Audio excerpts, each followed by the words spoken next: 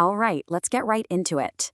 Today's explainer serves as a visual companion to a genuinely profound essay published over on the Thoughtless Delineation Substack, titled They Didn't Answer the Argument. We're going to unpack a deeply fascinating, albeit sobering, central theme today: how massive systems of adoption, family separation, and reproductive control actively suppress structural critique.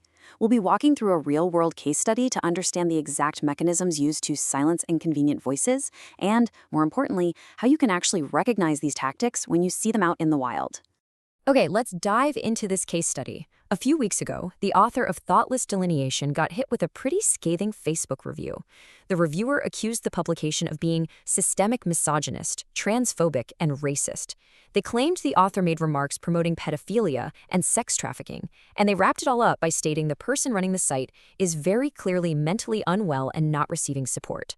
Now, obviously, these are extreme, highly charged allegations, but as you're going to see, the severity of these words is actually just a smokescreen for what is fundamentally missing from the review itself. And this brings us right to the central paradox of this whole attack. Notice what wasn't in that review. Literally not a single quote from the author's work. Not one specific claim was identified, challenged, or refuted. Instead of answering what the author actually said, the reviewer answered what they decided the author is. The diagnosis completely replaced the argument. When someone hurls accusations of this magnitude without citing a single piece of evidence, they aren't actually engaging in a debate. They're performing a social function. They are telling anyone watching, whatever you do, do not look over there. So, if we unpack the rhetorical inventory of an accusation like this, we're really looking at two distinct types of charges. First up, we have social capital charges, words like misogynist, racist, and transphobic. These intentionally position the speaker as a threat to a protected group, signaling immediate danger. Then you have the disgust charges, words like pedophilia and trafficking. These are designed to establish instant pre-rational contamination. Before your brain can even ask for evidence, your nervous system just naturally recoils, right? Together, these charges build a tight perimeter around the author's work, ensuring the audience backs away before any critical thinking or engagement with the actual evidence can even take place. And this brilliantly illustrates a much larger, absolutely crucial framework: the architecture of silence. You see, this isn't just about some angry internet comment. The architecture of silence describes exactly how massive systems maintain tight control over the narratives they depend on for their very survival. We see this acutely in systems of adoption, identity erasure, and reproductive control. This architecture is literally the institutional machinery that ensures the foundational stories of these systems remain completely unquestioned by the general public. Now, this architecture essentially operates on two distinct levels: hard tools and soft tools. The hard tools are legal and administrative. In adoption, for instance, we're talking about sealed records that keep adoptees from their own history, or amended birth certificates that legally erase their original truth. But, laws can be challenged, records can be unsealed, so when those hard tools fail, the soft tools activate. These are the social mechanisms. They rely on cultural expectations, like the idea that adoptees should perform endless gratitude, or when an adoptee speaks out against the system, the soft tools' job is to socially pathologize that critic. So what is the ultimate goal of these soft tools? Well, it's simple, but incredibly effective. The goal is to plant a giant question mark in the mind of the audience. When a newcomer stumbles upon the author's critical work and sees that scathing review, they don't stop and evaluate the research on inter-country adoption economics. Instead, they immediately ask, is this person safe to engage with? Is this person sane? The question mark is the whole point. It successfully prevents engagement with the actual structural arguments before that engagement even becomes possible. Let's move to and see how this builds into our next core framework: non-adoptee bias.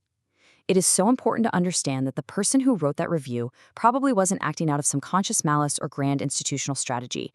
They were likely just acting out of non-adoptee bias. This is the foundational, societal tendency to privilege the non-adoptee perspective as the reliable default. It treats the non-adoptive view as objective truth, while simultaneously treating actual adoptee testimony as overly emotional, suspect, or just inherently unreliable. Mechanically, here's how this bias actually plays out. Inside the non-adoptee framework, adoption is viewed almost exclusively as a story of love and rescue. So when a critic comes along and presents a structural critique, pointing out things like power differentials, economic coercion, or family severance, it doesn't land as new information to be considered. It lands as a foundational attack on the concept of family itself. This triggers an immediate, visceral, defensive response to protect a narrative the reviewer views as sacred. In this moment, the reviewer isn't really a villain. They are simply the system, working through a person to protect the architecture. Which brings us to a pretty stark realization. The author of Thoughtless Delineation has published heavily documented arguments regarding the economics of intercountry adoption and the legal realities of family severance. Yet the reviewer completely ignored all of it. Why? Because that absence of engagement is the actual evidence that the architecture of silence is working flawlessly. Think about it. If the author's arguments were weak, they could just be refuted with facts, logic, and counter-evidence. But because those arguments are grounded in law and documented history, the system resorts to pathologizing the speaker instead. There is actually a formal name for this specific tactic, the psychologization of dissent. This is the practice of labeling inconvenient voices as mentally unstable, traumatized, or irrational, specifically to avoid engaging with the substance of what they're saying. It's a sleight of hand. Once you shift the focus to the speaker's mental state, their actual claims, no matter how well researched or factual they might be, become completely irrelevant in the eyes of the public. And to put this into perspective, this tactic isn't new. It has a long, heavily documented history. In the 1970s, the Soviet Union routinely diagnosed political dissidents with mental illnesses just to institutionalize them. In the 1960s in the US, Black activists in the civil rights movement were frequently dismissed as emotionally unstable or irrational. And today, we are seeing the exact same mechanism used against adoptees, birth parents, and critics of reproductive industries. From authoritarian states down to everyday online discourse, diagnoses is a historically proven silencing mechanism. So, the crucial point is, how do you actually respond to this? Because there is a massive trap here. If you jump in and say, I am not mentally unwell, I am not a misogynist, you're accepting the frame. You've already agreed that your mental state is the topic of debate, and frankly, the architecture has already won. The alternative to this is the post-tragic response. This means recognizing the mechanism for exactly what it is, naming it plainly, flat out refusing to defend your character, and simply returning to your work. To give you some practical tools here, let's look at a clear, actionable checklist for the next time you spot the architecture of silence out in the wild. Step 1. Notice the lack of engagement. Are they actually quoting the claims being made?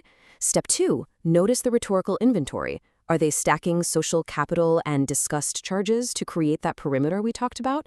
And step 3, notice the absence. What specific, factual arguments are they completely avoiding?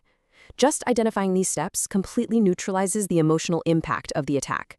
If you are an adoptee, a birth parent, or a critic of institutional systems who has been called angry or unstable for speaking up, I really want you to hear this.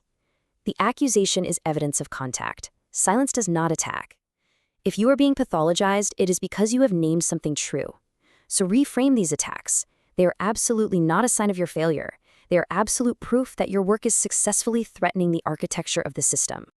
Do not let the cost of speaking out become the story. The story is the work. Each piece of structural research matters. So continue. I highly, highly urge you to go read the full original essay over on the Thoughtless Delineation Substack. It's fantastic. Until next time, I'll leave you with this one question to think about. When an institution demands that you question a critic's sanity, what exact truth are they hoping you won't discover?